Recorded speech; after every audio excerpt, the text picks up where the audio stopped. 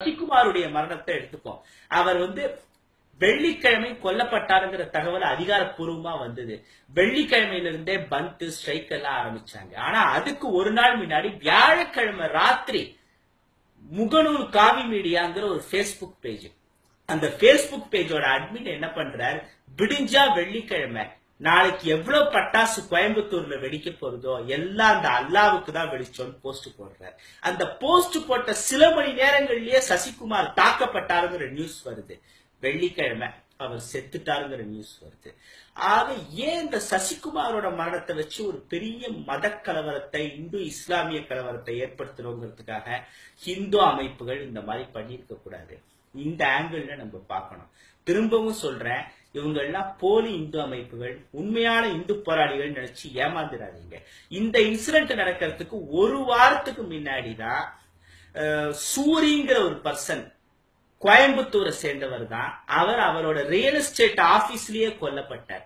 காரணம் பணத்தகராறு. அவரை கொலை பண்ணதும் அதே விஸ்வ இந்து பரிஷத் அமைப்பை சேர்ந்தவங்க தான், இந்து முன்னணி கிடையாது, சாரி, விஸ்வ இந்து பரிஷத் அமைப்பை சேர்ந்தவங்க.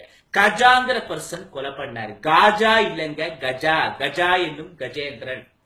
ஆக கொலை செய்யப்பட்டதும் இன்னொரு சக இந்துவால், அதே விஸ்வ இந்து பரிஷத் அமைப்பை சேர்ந்த நபர்களால். இந்த பணத்தகராறால ஒரே அமைப்பை சேர்ந்தவர்களுக்குள் மோதல் அது கொலையில போய் முடிஞ்சிருக்கு.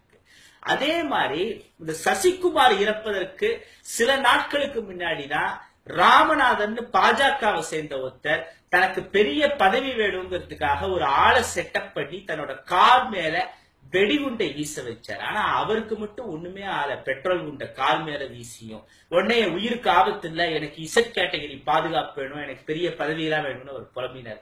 போலீஸ் துருவி விசாரிச்சா அவர் பெரிய பதவி வேணுங்கிறதுக்காகவும் பப்ளிசிட்டிக்காகவும் அதை பண்ணிருக்காருங்கிறது தெரிய வந்தது. அதே மாதிரி கோபிநாத்ங்கிற வழக்கறிஞர், அவரும் இந்து அமைப்பை சேர்ந்தவர் தான். இந்து முன்னேற்ற கழகம்ங்கிற பேர்ல அதே கோயம்புத்தூர் பகுதியில தான் அவர் ஒரு அமைப்பை வச்சு ரன் பண்ணிட்டு இருக்கார். அவரும் தனக்கு பப்ளிசிட்டி வேணுங்கிறதுக்காக இதே மாதிரி தன்னோட கார் மேல பெட்ரோல் வெடிகுண்டை வீச வச்சு அது ஒரு பெரிய சர்ச்சையாகி, ஆஹா இந்துக்களுக்கு பாதுகாப்பு இல்ல, இஸ்லாமியர்களால் அவர் கொலை முயற்சிக்கு உள்ளாக்கப்பட்டார்லாம் நிறைய பேர் சொன்னாங்க. லாஸ்ட்ல பார்த்தா அவரே ஆளை செட்டப் பண்ணி இதை பண்ணாருங்கிறது தெரிய வந்தது. அதே மாதிரி இதற்கு சில வாரங்களுக்கு முன்னாடி திருப்பூர்ல ஒரு பனியன் வியாபாரிய கொல்லணும்னு போய் அத பாபுங்கிற இன்னொருத்தர் தடுத்த குத்தத்தினால அந்த பனியன் வியாபாரிய விட்டு பாபுவை சஜக்குன்னு குத்தி இந்து முன்னணியை சேர்ந்த 5 பேர் சோழிய முடிச்சுட்டு போயிருக்காங்க. 5 பேர் கைது செய்யப்பட்டார்கள். திருப்பூர்ல இந்த விஷயம் நடந்திருக்கு. காரணம் என்ன? பணத்தகராறு. இப்படி இதுக்கு முன்னாடி கொலை செய்யப்பட்ட விஸ்வ இந்து பரிஷத்தை சேர்ந்தவங்க, இந்து முன்னணி அமைப்பை சேர்ந்தவங்க எல்லாம் பாத்தீங்கன்னா அதே மாதிரி இந்த வெடிகுண்டு மிரட்டல், வெடிகுண்ட கார் மேல வீசினது, இந்த சமாச்சாரம் எல்லாம் பாத்தீங்கன்னா 100க்கு 70%, 75% அவங்களுக்கு பப்ளிசிட்டி வேணுங்கிறதுக்காக ஒரு செட்டப்பா பண்ணி இந்த மாதிரி மிரட்டல்கள், வெடிகுண்டு வீசெல்லாம் வச்சிருக்காங்க. கொலை செய்யப்பட்டவர்கள் பார்த்தா கொலை செய்யப்பட்டவங்க எல்லாருமே மோசமானவங்க, எல்லாருமே கள்ளக்காதல் தொடர்பாக கொலை செய்யப்பட்டாங்க, பணத்தகராறு தான் கொலை செய்யப்பட்டவங்க சொல்ல வரல. ஒரு சில நல்லவர்களும் இருக்காங்க. ஆனா பெரும்பாலானவர்கள் கொல்லப்பட்டது பாத்தீங்கன்னா இந்த இந்து அமைப்பை சேர்ந்தவர்களின் கொலைன்னு பார்த்தா அவங்களை கொன்னவர்கள் பெரும்பாலும் இந்துக்கள். கொன்னதற்கான காரணம் ஒண்ணு மண் சம்பந்தப்பட்ட தகராறு, பெண் சம்பந்தப்பட்ட தகராறு, இல்லைன்னா பொன் சம்பந்தப்பட்ட தகராறு. இந்த மண்ணாசை, பெண்ணாசை, பொன்னாசை, இந்த 3க்காக காலங்காலமா உலகத்துல பலவிதமான யுத்தங்கள், பேரழிவுகள்லாம் இது வரைக்கும் நடந்திருக்கு. ஆக இந்து அமைப்பை சேர்ந்த ஒருவர் கொலை செய்யப்பட்டாலே கண்ணை மூடிட்டு ஆஹா இதுல இஸ்லாமிய அமைப்புகளின் சதி இருக்கு அப்படின்னு பொங்க வேண்டியது. இஸ்லாமிய அமைப்புகளும் எதுவும். எல்லாருக்கும் வணக்கம். நான் துரை கோபி. இந்தியா ஒரு மதச்சார்பற்ற நாடு நம்புற கோடிக்கணக்கான இந்தியர்கள்ல நானும் ஒருவன், இந்து மதத்தை சார்ந்தவன். அந்த அடிப்படையில் தான் நம்ம தேசத்தோடைய ஜனாதிபதியா ஒரு சிறுபான்மை சமுதாயத்தை சார்ந்த ஐயா அப்துல் கலாம் அவர்களை தேர்ந்தெடுத்தோம். இந்த காணொலி எதற்காகங்கிற சந்தேகம் உங்களுக்கு வரலாம். ஒரு விஷயத்தை பேசணும், அதை உங்கள்கிட்ட பகிரணுங்கிற எண்ணத்துல தான் இந்த காணொலியை நான் பதிவேற்றம் செய்கிறேன். இந்தியாவிலிருந்து பங்களாதேஷும் பாகிஸ்தானும் பிரிந்து செல்லும் பொழுது இந்தியாவில் மீதம் இருந்த இஸ்லாமியர்களை பார்த்து அந்த 2 நாடுகளும் இஸ்லாமிய நாடுகளாக மாற்றம் காணப்போகிறது.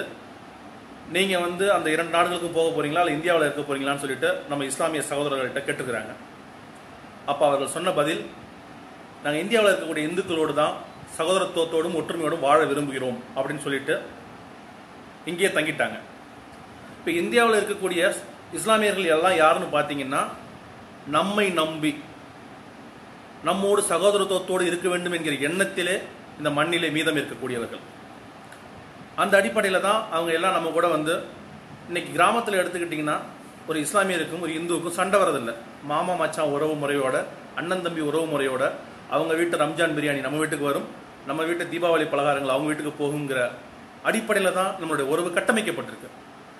நகரத்தில் யாரோ 2 பேர்களுக்கான தொழில் போட்டி அல்லது பணம் சம்பந்தப்பட்ட விஷயத்தில் எழுகிற பிரச்சனைகள் குழு பிரச்சனையாகி அது ஒரு ஊர் சம்பந்தப்பட்ட விவகாரமாக உருமாறி பிறகு பார்த்தீங்கன்னா அது 2 மதங்களுக்கான பிரச்சனையாக பூதாகரமாக வெடிக்குது. இதுதான் கோயம்புத்தூரில் நடந்திருக்கும்னு நான் சந்தேகப்படுறேன். இந்த நிலை மாறணும். இஸ்லாமியர்கள்ங்கிறது யார்? ஒரு தாய் இருக்காங்கன்னா 4 குழந்தைகள் இருக்கும்போது கடைக்குட்டி குழந்தைகள் மேலே தான் அவங்களுக்கு பாசம் அதிகமாக இருக்கும். காரணம் என்னென்னா அது சிறு குழந்தைன்னு சொல்லிட்டு. நம்மை நம்பி நம்ம மண்ணில் இருக்கக்கூடிய சகோதரர்கள் அவர்கள் சிறுபான்மையினம் சொல்லி ஓட்டு கேட்க போகும் மட்டும் அரசியலுக்காக நம்ம ஊர் அரசியல்வாதிகள் குல்லா போட்டுக்கிட்டு நோன்பு கஞ்சி குடிக்க போவாங்க. ஆனால் நினச்சி பாருங்க இஸ்லாமிய சகோதரர்களே, உங்களுக்கு தோல் கொடுக்க நடுநிலையான மனதோடு நாங்கள் எல்லாருமே இருக்கோம். எங்களுக்கு எல்லா இஸ்லாமியர்களும் தீவிரவாதிகள் அல்ல. இது ஒரு விஷயம் புரிஞ்சுக்கணும். இன்னைக்கு பாகிஸ்தானில் புகுந்து இந்தியா இராணுவம் அந்த தீவிரவாதிகளை சுட்டு ஒழிச்சதை சில விஷமிகள் தங்களோட முகநூல் பக்கத்தில் அந்த மாதிரி வந்து ஏதோ இந்துக்களுக்கும் இஸ்லாமியர்களுக்குமான போரில் வந்து இந்துக்கள் வெற்றி பெற்றது மாதிரி தங்களோட முகநூல் பக்கத்தில் செய்திகளை பகிர்ந்திருக்கீங்க. அது மிக முட்டாள்தனமான செயல். இந்தியாங்கும் போது இங்கே இருக்கக்கூடிய இஸ்லாமியனும் கிறிஸ்தவனும் ஹிந்துவும் ஒருங்கிணைந்த ஒரு அமைப்பு தான் இந்தியாங்கிறது. இதை புரிஞ்சிக்காம ஏதோ அவங்கள தவிர்த்துட்டு போய் நம்ம வெற்றி பெற்றது மாதிரி பேசாதீங்க, செய்திகளை பகிராதீங்க. அதை விட முட்டாள்தனம் வேற எதுவுமே கிடையாது. ஒரு விஷயத்தை புரிஞ்சுக்கணும். இன்னைக்கு மதக்கலவரங்கள் நடக்கிற இடத்துலாம் பார்த்தீங்கன்னா நகரங்கள் தான். கிராமத்தில் பார்த்தீங்கன்னா படிப்பறிவு கம்மியாக இருக்கிறவன் நிறைய பேர் இருப்பான், ஆனால் புத்திசாலியாக இருப்பான், ஒரு விஷயத்தை பகுத்தாய்ந்து பார்ப்பான். அதனால தான் அங்கே ஒரு இந்துக்கும் முஸ்லீமுக்கும் பிரச்சனை வரதில்லை. ஆனால் நகரத்தில் இருக்கக்கூடியவங்க உங்களோட பணத்தாசையால் பதவி ஆசையால் இஸ்லாமியர்களுக்கும் இந்துக்களுக்கும் இடையில பிரச்சனையை தூண்டிவிட்டு குளிர்காயிறது எந்த விதத்தில் நியாயம்னு என்ன மாதிரி தமிழ் பிள்ளைகள் தொடர்ந்து இணைய மொழி கேட்போம். எங்களுக்குங்க அயோத்தியில் பாபர் கோயில் கட்டப்படுதோ ராமர் கோயில் கட்டப்படுதோங்கிறது முக்கியம் இல்லை. ஏன்னு கேட்டிங்கன்னா பாபரோ ராமரோ எங்களை காப்பாற்றலை. அடுத்த வேலைக்கு எங்களுக்கு உணவு தர எங்களுடைய அடுத்த வேலை உணவுக்கு யார் ஆதாரமாக இருக்காங்களோ அவங்க தான் எங்களுக்கு பாபரும் ராமரும். அப்படி தான் நாங்கள் நினைக்கிறோம். அதனால் தயவு செய்து மதக்கலவரங்களின் இடமாக தமிழகத்தையோ இந்தியாவையோ மாற்றாதீங்க. அது நமக்கு தேவையில்லாத பிரச்சனை. ஒரு இஸ்லாமியன் தாக்கப்பட்டால் எந்த விதமான தேவையற்ற காரணங்களுக்காக ஒரு இஸ்லாமியன் தாக்கப்பட்டால் தயவு செய்து மத பிரச்சனைகள்லாம் தூக்கி ஓரமாக வச்சுட்டு ஒரு தோழனா ஒரு சகோதரனா போய் நியாயமான விஷயங்களுக்கு தோல் கொடுங்க. சில தமிழ் சினிமாக்கள் இஸ்லாமியர்களை வந்து தீவிரவாதிகளாக சித்தரிச்சதோட விளைவாக கூட நீங்கள் வந்து அவர்களை வேறு மாதிரி பார்க்கலாம். கிடையவே கிடையாது. இஸ்லாமியர்களையும் நல்லவங்க இருக்காங்க, இந்துக்கள்லையும் கெட்டவங்க இருக்கிறாங்க. இது இந்து சகோதரர்களுக்கு எதிரான பதிவு அல்ல. பெரும்பான்மை இனமாக இருக்கக்கூடிய நம்மை சார்ந்து நம்மோடு உறவு பாராட்டி கொண்டிருக்கக்கூடிய ஒரு இனத்தை தீவிரவாதிகளாக சித்தரித்து எங்கேயோ எவனோ பண்ணுற ஒரு தப்புக்காக அந்த இனத்தையே வெறுத்து ஒதுக்க நினைப்பதை நிச்சயமாக நம்மெல்லாம் ஏற்றுக்கக்கூடாது. இவ்வளோ தூரம் படிச்சுட்டு இணையம் வரை வந்து கூட அவர்களை விமர்சித்து பதிவுகள் இடுவது வந்து நிச்சயமாக ஏற்றுக்கொள்ளக்கூடிய விஷயம் இல்லை. இது வந்து ஒரு கிராமத்திலேருந்து வந்த எனக்கு தெரியுது. நகரத்தில் பெரிய படிப்பெலாம் படிச்சுட்டு இணையமே பொழுதாக இருக்கக்கூடியவர்களுக்கு ஏன் புரியறதில்லைன்னு தெரியல. அதை கொஞ்சம் மாற்றிக்கிங்க. இஸ்லாமியர்களும் இந்துக்களும் கிறிஸ்துவர்களும் ஒருங்கிணைந்தது தான் நம்மளோட இந்தியா என்பது வந்து பார்த்திங்கன்னா ஒரு ஜனநாயக நாடு, மதசார்பற்ற நாடு என்ற நினைவு எல்லாருக்கும் வரணும். அதே மாதிரி உங்கள்கிட்ட ஒரே ஒரு வேண்டுகோள் என்னுடைய இஸ்லாமிய சகோதரர்கள்ட்ட சொல்ல வேண்டியது என்னன்னு கேட்டிங்கன்னா, பாபர் மசூதி இடிக்கப்பட்டது வந்து அயோத்தியில், அது டிசம்பர் 6. அதுக்கு வந்து ஒரு நினைவஞ்சலி கூட்டம் நடத்தணும், அல்ல அதுக்கு நீங்கள் வந்து நினைவு தினம் அனுசரிக்கணும்னா அமைதியான முறையில் நீங்களும் நடத்துங்க. டிசம்பர் 6 மறுக்க முடியுமான்னு சொல்லிட்டு நிறைய விளம்பரங்கள் எழுதி அது தேவையற்ற காழ்ப்புணர்ச்சியை தூண்டும் விதமாக இருக்குது. இது என்னுடைய ஒரு சகோதரனுடைய வேண்டுகோளாக நினச்சிக்கிங்க. நம்மளுடைய இனங்கள் இணைந்து வாழ்ந்தால் மட்டும்தான் மகிழ்ச்சியாக நம்மளோட வாழ முடியும் இந்த பூமியில். அதை புரிஞ்சுக்கிங்க. நமக்கு தேவை என்ன? நம்ம பொருளாதார ரீதியாக மேலே போகணும். அதுக்கு உங்களால் முடிஞ்ச உதவியை செய்யுங்க. ஒரு இஸ்லாமியன் வந்து பார்த்தீங்கன்னா சமுதாயத்தில் பெரிய ஆளாக இருந்தார்னா அவர் ஒரு ஹிந்துக்கு உதவி செய்யுங்க. அவர் சமுதாய ரீதியாக மேலே வரத்துக்கோ இல்லை பொருளாதார ரீதியாக மேலே வரத்துக்கோ அதுதான் ஒரு சிறந்த சமுதாயத்தை கட்டமைப்பதற்கான வழிமுறையாக இருக்கும்.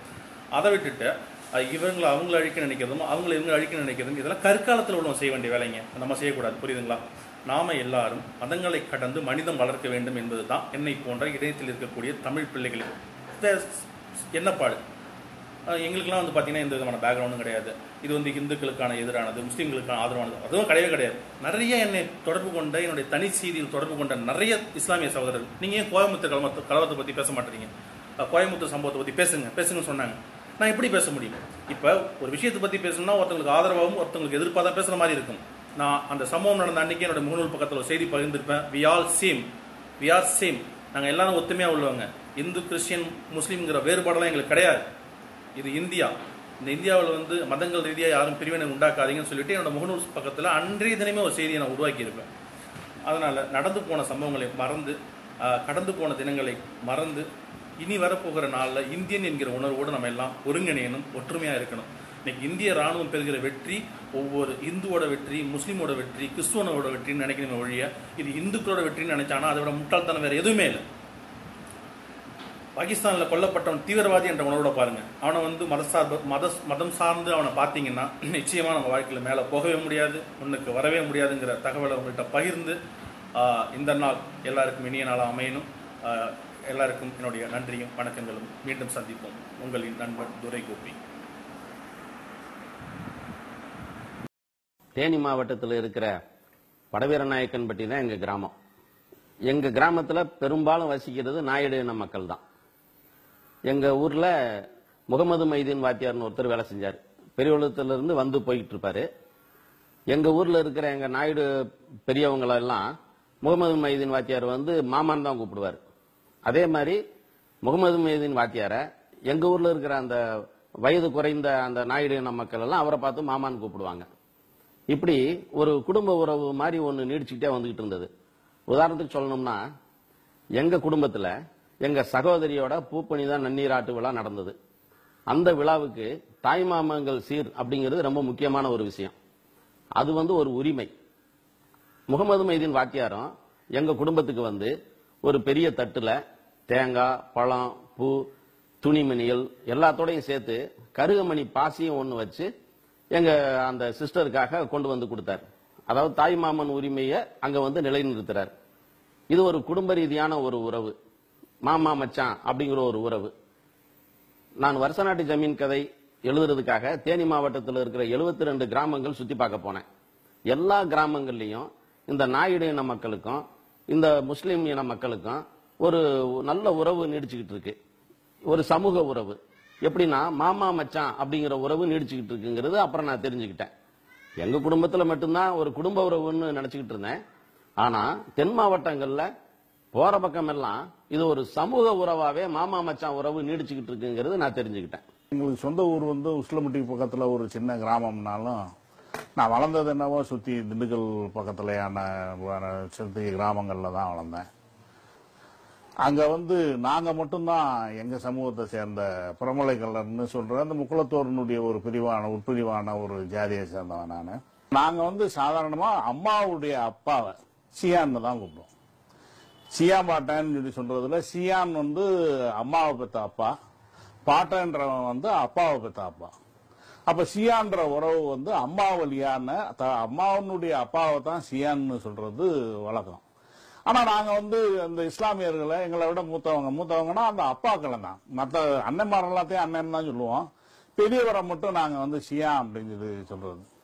அவங்களும் அதே மாதிரி எங்க அப்பா, அவங்க வீட்டு பசங்கள்லாம் எங்க அப்பா வந்து சியா வந்திருக்காரு அப்படின்னு சொல்லி தான் பேசுவாங்க. ஏன்னா அந்த ஊர்ல இருக்கிற மற்ற சமூகங்களோட நம்மளுக்கு அப்படி ஒரு உறவு இல்லை. கல்லூரிக்கு வந்து படிக்க வந்த காலத்துல தான் அது எல்லா பகுதியிலையுமே அப்படியே தான் கூப்பிடுறாங்க. மதுரை மாவட்டம் முழுசுமே வந்து கல்லர்களை வந்து இவங்க வந்து இஸ்லாமியர்கள் சியான்னு கூப்பிடுறதும், இவங்க வந்து இஸ்லாமியர்களை சியான்னு கூப்பிடுறதும் வந்து எல்லா இடத்துலயும் நடந்துட்டு இருக்குது அப்படின்றது தெரிஞ்சது. அப்ப வந்து முழுக்க வந்து இஸ்லாமியர்களோட இருக்கிற உறவுன்றது வந்து கிட்டத்தட்ட ஒரு அது என்ன சொல்றது மத வேறுபாடுன்னு ஒண்ணு வந்து அங்க இருந்ததா கூட வந்து பெரிய வித்தியாசம் தெரியாது. சியான்றது வந்து ஏதோ ஒரு உறவு நிலையில இருந்து உருவாயிருக்கணும். ஏன்னா ஒரு சமூகம் வந்து ஏன் வந்து ஒரு இந்து சமூகம் வந்து இங்க உலகத்துல வந்து இஸ்லாமியர்களும் இல்லாட்டி யூதர்களும் மட்டும் பண்ற ஒரு இதை வந்து கலாச்சார நடைமுறையை ஏன் இவங்க தொடர்ந்து செஞ்சுக்கிட்டு இருந்தாங்க, எந்த காலத்துல இருந்து அதை செஞ்சாங்க? ஏன்னா எனக்கு தெரிய தமிழ் சமூகத்திலேயே இந்த மாதிரி சுன்னத் பண்ணிக்கிற சமூகமா இருந்தது மதுரை மாவட்டத்தில் இருந்த பிரமலை கல்லர்கள் மட்டும்தான். சிறு வயதுல நடந்த ஒரு சின்ன சம்பவம் என்னுடைய ஆழ்மனத்துல ரொம்ப ஆழமா பசுமரத்தாணி போல ஊன்றி போயிருக்கு. 4-5 படிக்கலாம்னு நான் நினைக்கிறேன். ஒவரியில, நெல்லை மாவட்டம் ஒவரியில இருக்கேன். எங்க தாத்தா வீட்டுல கடற்கரை பக்கத்துல நான் இருக்கேன், விளையாடிட்டு இருக்கேன். அப்போ ஒரு பெரியவர் வராரு. தலையில அவர் பொட்டாளி வச்சிருக்காரு. அதாவது என்ன, அல்வா, மஸ்கட் அல்வான்னு வித்துக்கிட்டு வராரு. நான்லாம் நாக்குல நீரொழுக அவருடைய வரத்தை நான் பார்த்து ரசிக்கிறது வழக்கம். திடீர்னு பார்த்தா அவர் எங்க தாத்தா வீட்டுக்கு உள்ள வராரு. நேர குசினிக்குள்ள போறாரு, அதாவது அடுக்கலைக்குள்ள போறாரு. அடுக்கலைக்குள்ள போய் தான் இஷ்டம் போல தன்னோட ஒரு வசியை எடுத்து அதுல சாதத்தை போட்டு அந்த சாதத்துக்கு குழம்பு ஊத்தி அவர் உட்கார்ந்து மலமலன்னு சாப்பிட்டுக்கிட்டு இருக்காரு. அவர் இப்படி உட்கார்ந்து சாப்பிடுறத என்னடா நான் புதுசா ஒருத்தர் அந்நியர் ஒருத்தர் உள்ள போய் பாக்குறாரு. இது யாரு என்னன்னு நான் தெரிஞ்சுக்கிறவங்கனால எங்க பாட்டி என்ன பண்றாங்கன்னா ஓடி போய் அவருக்கு தண்ணி வாத்து வைக்கிறாங்க. சாப்பிட்டு முடிச்சவரு கையை தொடச்சாரு, திரும்ப பாய விரிச்சு இஷ்டம் போல அந்த காத்துல நல்லபடியா படுத்து தூங்குறாரு. தூங்கிட்டு 4-5 மணிக்கு எழும்பி அந்த தன்னுடைய பொட்டாளி எடுத்து வச்சுக்கிட்டு தன்னுடைய காசு வச்சிருக்க பையன் எடுத்து வச்சுட்டு அவரு திரும்பவும் மஸ்கட் அல்வான்னு போயிட்டு இருக்காரு. இந்த சம்பவம் என்னுடைய மனதுல ஆழமா பதிஞ்சிருக்கு. இன்னைக்கும் நிகழ்வுகள் நடந்து கொண்டிருக்கிறது. இன்னைக்கு ஈஸ்டர் நடக்குது, அல்லது ஒரு கிறிஸ்துமஸ் நடக்குது, அல்லது அங்க ஒரு ரம்ஜான் நடக்குது அப்படின்னா 2 சமூகங்களுக்கும் இடையிலே உள்ள அன்பு பரிமாற்றங்களை பார்த்தா ரொம்ப, அதாவது மிகப்பெரிய ஆச்சரியம். இப்படிப்பட்ட ஒரு சமூக ஒரு நல்லிணக்கம் இருந்து கொண்டிருக்கிறதா அப்படிங்கறத கண்கூடா பார்க்கலாம் தென் மாவட்டங்கள்ல. அதே உறவுகள் இன்றும் தொடர்ந்து கொண்டிருக்கிறது. அந்த உறவுகள் அத சித்தப்பா சித்தின்னு அன்பொழுக பாசத்தோட மனசினுடைய அடித்தளத்திலிருந்து கூப்பிடுறோம். எனக்கு முஸ்லீம் அப்படின்னு சொல்றது ஏதோ ஒரு அந்நிய சொல் மாதிரி தெரியும். சாச்சா, சாச்சி அப்படின்னு சொல்றதுதான் எனக்கு வாயில சாச்சான்னு தான் வரும். இது காலகாலமாக பல 100 வருடங்களாக இருக்கக்கூடிய உறவு முறை. அந்த உறவு முறையும் இன்றும் தொடர்ந்து கொண்டிருக்கிறது.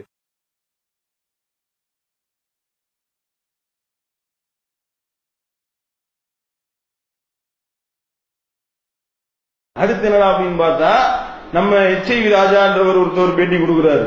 அவர் என்ன, பிஜேவை இந்த மாதிரி வந்துகிட்டு போலீஸ போட்டு தள்ளுவோம்னு சொன்னாரு.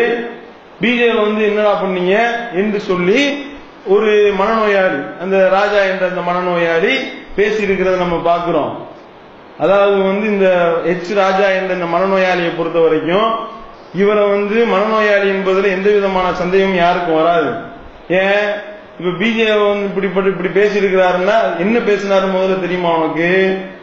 என்ன பேசினாருன்னு முழு வீடியோவை பார்த்தாலே அவர் ஒரு எச்சரிக்கையை செய்து விட்டு இப்படிலாம் நாங்க செய்ய மாட்டோம், ஏன்னா நாங்க சட்டத்துக்கு கட்டுப்பட்டு நடக்கக்கூடியவர்கள் சொல்லியிருக்காரு.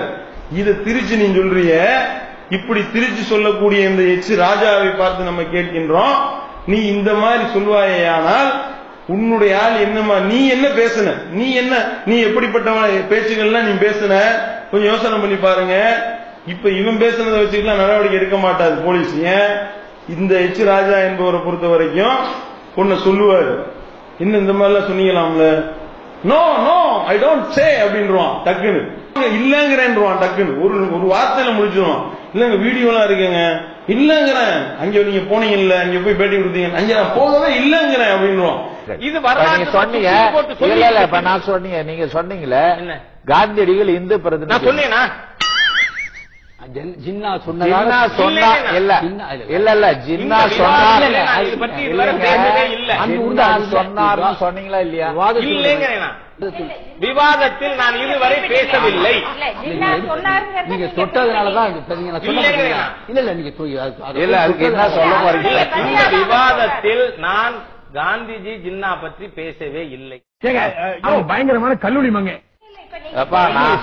நான் வேணா ராஜா இந்த விஷயத்துல இருந்து கூட யாரும் போகல, நீங்க சொல்லாதீங்கன்னு கூட உங்கள்கிட்ட சொன்னேன். இப்ப பிஜேபி மேல இப்படி ஒரு புகார் கொடுத்துருக்கீங்க, நீங்க நிரூபிக்க தயாரான்னு கேட்டா no I don't know PJ அப்படின்றான் டக்குன்னு. பிஜேனா யாருன்னு எனக்கு தெரியாது, பிஜேன்ற ஆளே இல்லங்கிறேன்.